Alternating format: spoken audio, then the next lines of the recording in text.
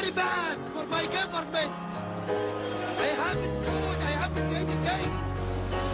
Me and my children, I will die today.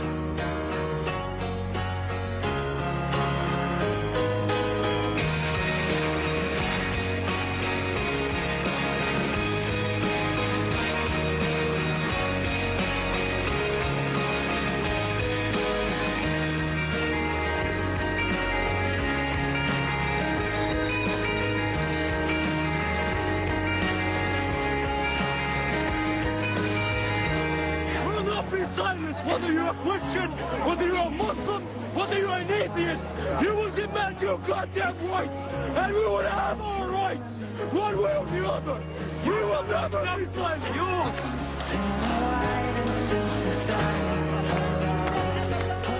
Imágenes verdaderamente sobrecogedoras.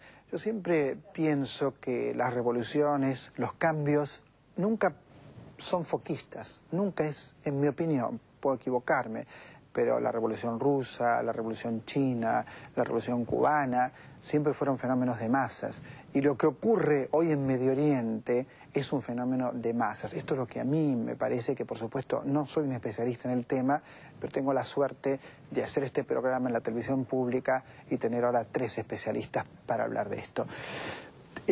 Marisa Pinó, especialista en temas de África, ¿no es cierto?, por la UBA. Amurabi Nufuri, no me equivoqué. No hay problema, una vez que lo aprendés no te lo olvidas más. Perfecto. Director de Estudios Árabes de la Universidad 3 de Febrero y Norberto Consani, correcto, de Relaciones Institucionales Internacionales de la Universidad de La Plata, ¿es así? ¿Qué ocurre en Medio Oriente? Bueno, ¿qué ocurre en Medio Oriente y en el norte de África? ¿Y qué ocurre en el norte de África? Porque lo que ha ocurrido es en el norte de África, ¿no es cierto? Sí. Pero por alguna denominación de vieja data se dice Medio Oriente, ¿no? Sí. Es decir, Asia y África. Sí, por eso a mí me gustaría rescatar que son países africanos, que son países musulmanes, pero son países que están en África y que reconocen también esa raíz africana y esa pertenencia. Y en tu opinión, ¿qué es lo que está ocurriendo? ¿Qué está ocurriendo? Hay una, como bien señalaste, hay una revuelta popular bastante extendida. Quizás empezó en un país donde no podíamos esperarlo, donde lo esperábamos menos, como era Túnez, ¿verdad? Porque lo veíamos como un país más moderno, más integrado al mundo occidental, o más occidentalizado, y donde parecía que las cosas iban bastante bien, a pesar de que había un gobierno que tenía más de 20 años en el poder. En ese sentido, me parece que muestra una serie de frustraciones de una población educada, instruida, con un buen nivel de educación. Los datos que tenemos de UNICEF, de los organismos internacionales, nos dicen de la cantidad, de las mejoras que ha tenido la educación en esos países del norte de África en los últimos años, que inclusive dan la esperanza de que se van a llegar a los objetivos del milenio. Nufuri, pregunto desde un no saber, ¿no es cierto? ¿Cuál es la salida? ¿La democracia? ¿O hay otras salidas? Si uno se pone en el lugar de una cultura que evidentemente no es, por lo menos digo, la mía, digo, no estoy haciendo un juicio de valor, sino que no es la mía. Sí. ¿La única salida es la democracia? Lo que pide la gente y históricamente cómo han funcionado estas sociedades ha sido de manera democrática. No en el estilo de ágora. ¿Cómo hago para a un especialista como sos vos discutírtelo? ¿Cómo hago desde mi ignorancia? Democracia no es que alguien esté 42 años en el poder. No. Por eso. Pero a esto me refería, digamos. Yo tiendo más a ver estos acontecimientos en términos de proceso, más que de excepción. Y esta mirada, digamos, nos revela que no son nuevas las luchas por la libertad, la exigencia de Estado de Derecho, sino que tienen 150 años. De hecho, la inmigración árabe a la Argentina, digamos, justamente se debió a eso. Por eso cuando se independizaron los países dejaron de venir.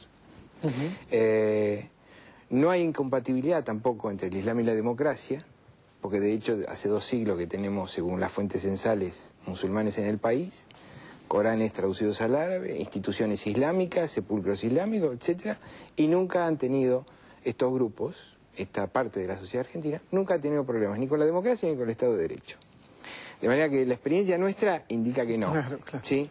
Ahora bien, lo que sucede con estas luchas es que en general han sido malogradas. ¿Sí? En general han sido aprovechadas porque en esa zona que consume 1/3 del trigo que produce el planeta y que tiene 1/3 del combustible que necesita el planeta, digo, ahí están cruzadas, digamos, intereses de las más variadas regiones del planeta.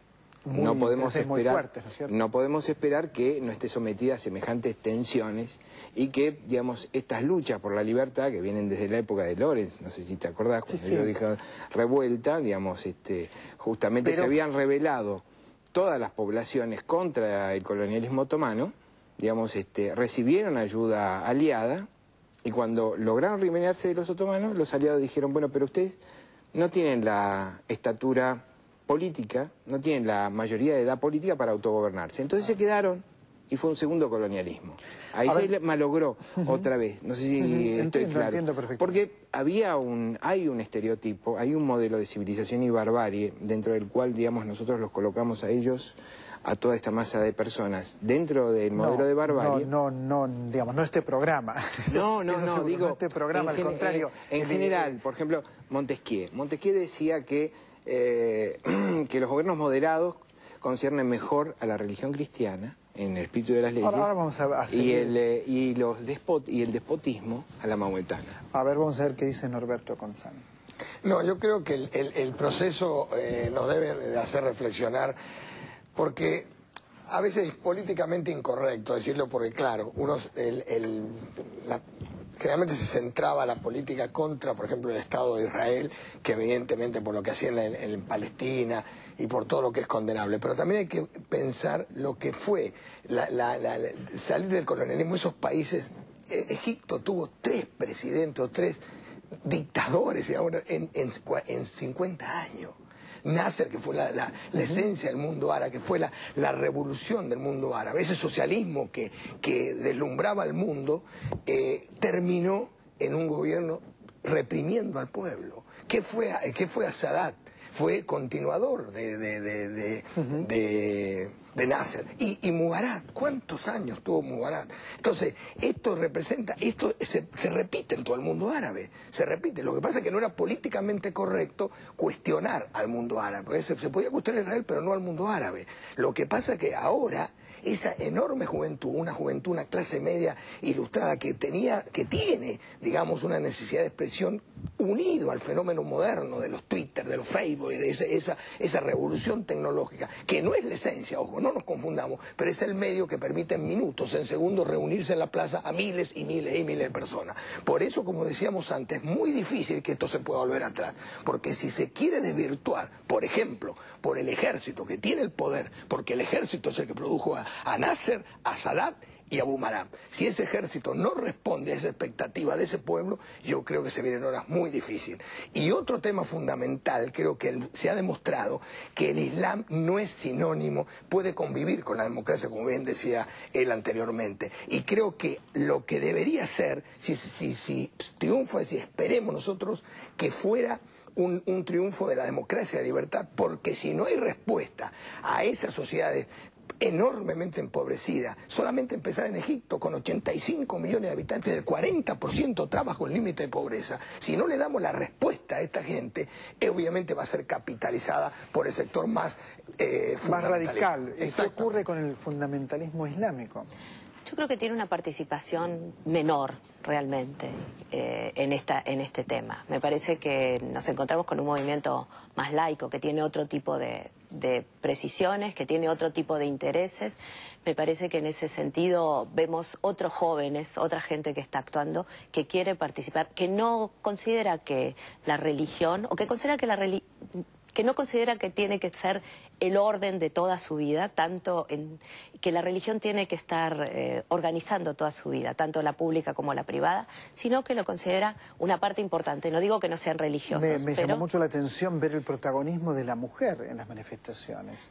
Esto, digamos, la idea que uno tiene desde aquí es que la mujer, dentro del islamismo, está absolutamente postergada, castigada, denigrada. No es así en Irán, por ejemplo. Esta es la idea. No es así en Irán. No es así en Irán. En Irán hay muchas mujeres que son rectores de universidades. El rol de la mujer en Irán es muy importante. Exactamente. Y en todo el mundo árabe. Lo que pasa es que, como te digo, lamento reiterarme, pero este modelo de civilización y barbarie, que los redujo solamente a verlos como por lo que son, no por lo que hacen, hizo que nosotros confundamos los regímenes con los pueblos. Y entonces las encuestas sociológicas que desde hace 10 años se hacen en esos lugares, que nos anunciaban esto, pasaron por alto y nosotros seguimos discutiendo sobre teología, porque en estas realidades nosotros habíamos reemplazado las categorías políticas de análisis por análisis teológicos. Entonces se nos pasaron por alto los datos sociológicos que nos decían que había enorme cantidad de organizaciones no gubernamentales, especialmente lideradas por mujeres con y sin velo, que lo que exigían, digamos, identificaban y exigían la derogación, la erradicación del modelo patriarcal que este autoritarismo, digamos, había De cualquier manera, sostenido. hay algo que ustedes quizás lo comparten conmigo o no. Una cultura o un modo de vida termina donde empiezan los derechos humanos. Entonces, lapidar siempre está mal. Sí. Ese fue el gran debate en Viena. Digo, en la lapidar cumbre siempre sí. está mal. Sí, sí. Siempre No hay está mal. derechos humanos relativos, hay No. derechos humanos Sí, sí. No, digo, no se No, puede por aceptar eso. la lapidación, Sí, sí. como Absol- tampoco se puede aceptar que una mujer no pueda ser atendida en un hospital si no es Absolutamente. por una mujer, ¿no es cierto? Cuando una mujer llega agonizando y se exactamente. muere. Eso es se inaceptable. va por el Exactamente. hospital. De hecho, Me justamente el gustaría- derecho islámico, digamos, aceptaba pero bloqueaba esas posibilidades. Por eso, justamente los fundamentalistas lo que hacen, digamos, es elaborar un derecho islámico nuevo. No, como soy la mujer de la mesa, me gustaría también por favor. decir, sí me parece que es interesante la historia. A mí me interesa particularmente, entonces estuve buscando bastante información en estos días. Y sí conocemos, por ejemplo, muchas escritoras marroquíes, egipcias, muy talentosas, ¿no es cierto? Pero, sin embargo, a pesar de lo que podemos pensar y de lo que aparece en Libia particularmente, que un país que tiene una estructura legislativa donde todas las leyes aseguran de que las mujeres son iguales y que tienen todos los mismos derechos, no aparecen mujeres destacadas. Yo estoy de lo más asombrada, lo voy a decir, inclusive en las imágenes que se ven por televisión, de todos los medios.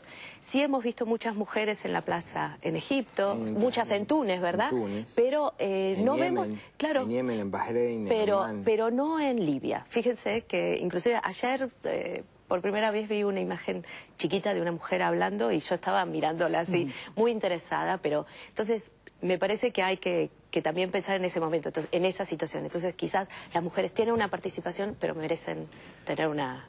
¿Qué va a pasar, según ustedes, yo sé que no son futurólogos, ¿no?